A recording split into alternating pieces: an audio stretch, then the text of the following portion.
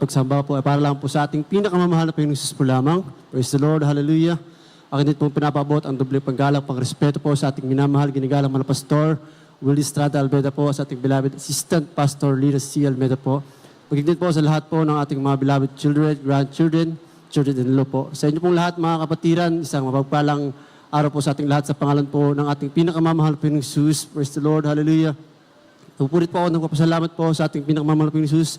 Muli ako nabigyan ng pagkakataon pong muli ibahagi sa inyo mga minamahal ang ginawang himala ng ating pinakamamahal na Panginoong Jesus sa aming buhay nung kami makakilala sa gawain pong ito. Praise the Lord, hallelujah. Akin lang po sa rewain, way back po 1995, nung kami po makakilala sa gawain pong ito sa pamamagitan po ng Bible study, mga minamahal na kung saan ang gawain daw po ng Jesus Miracle Crusade ay nagbabago ng buhay, nagpapagaling ng karamdaman. That time po, mga minamahal, andyan na ang aking mahal na ina po, andyan na, marami po siyang karamdaman, mga minamahal, hallelujah.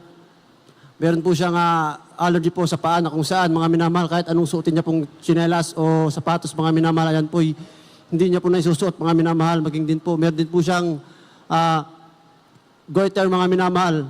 Sa pagdalo niya po sa Bible study na kung saan, sinasabi po sa banal na gawain ito na nagpapagaling ng karamdaman, so na-challenge po ang aking beloved nanay na kung saan, mga minamahal, sa pamamagitan lang po ng pagdalo ng Bible study, yung hindi niya po napapansin, mga minamahal, yung allergy niya po sa paa, ayan po pinatuyo ng ating pinakamamahal na Panginoong Jesus. Hallelujah.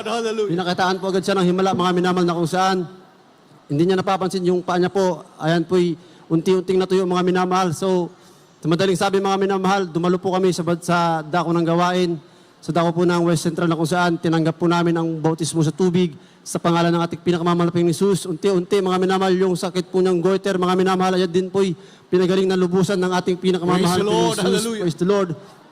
Ayan, mga minamahal, talagang sa patuloy po namin paglilingkod sa ating pinakamamahal na Panginoong Jesus, lumakip ang himalat ebidensya ng ating pinakamamahal na Panginoong Jesus. Hallelujah.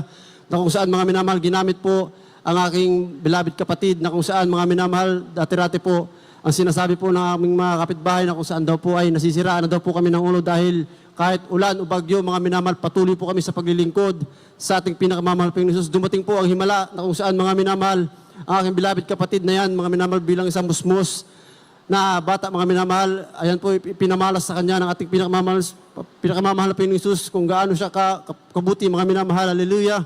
Saksi po ang halos buong barangay namin dahil sa pangyayaring yun, mga minamahal, na kung saan ang aking bunso kapatid, mga minamahal, na ayan po, na naligo po ng kumukulong mantika.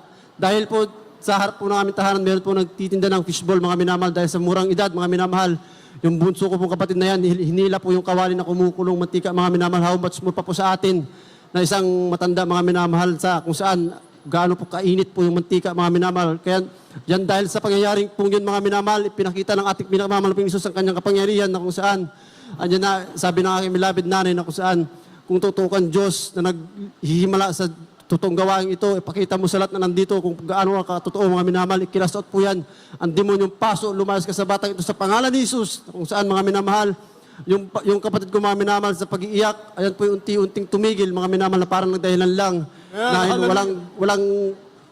walang paso kanyang balat, mga minamahal. Diyan po, ginamit po yan bilang ang lahat po ng aming mga kapitbahay, mga minamahal, sumama sa gawain ng ating pinakamamahal na Panginoong Jesus, naging bunga rin po ng pananalangin ng ating beloved Normal Pastor Willie Estrada Almeida. Praise the Lord.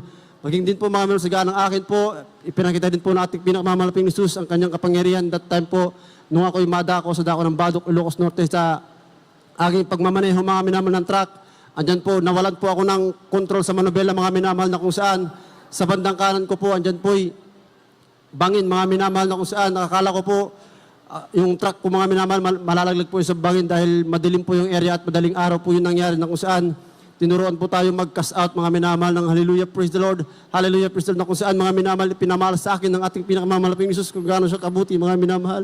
Hindi niya po pinahintulutan na malaglag po yung aming sinasakyan truck sa bangin, mga minamahal. Kaya pinapasalamat ko po yan sa ating pinakamamahal na Panginoong Jesus sa pagpapala po yan sa pag-ingat po sa amin sa pagmamaneho, mga minamahal. Maging din po, kagalakan ko rin po na makadalo po sa dahong ito ngayong araw dahil kahapon po, mga minamahal, pagkatapos po ng duty ko, mga minamahal, andyan na, meron po ako napanood kahapon na isang kapatiran na nagbibideo dito, mga minamahal, na kung saan pinagpala rin po siya na nakadalo po siya. Hindi ko expect, mga minamahal, na ako rin po makakasama sa araw pong ito, kaya pinapasalamatan ko po yan sa ating pinakamamahal na Panginoong Jesus sa mga pagpapala pong iyan sa material, financial, physical, higit po sa pagpapalang espiritual. Kaya hanggang dito lamang po ang lahat po ng kapurihan, pasasalamat, pagdadakilit, pagsamba ay para lamang po sa ating pinakamamahal na Panginoong Jesus po lamang.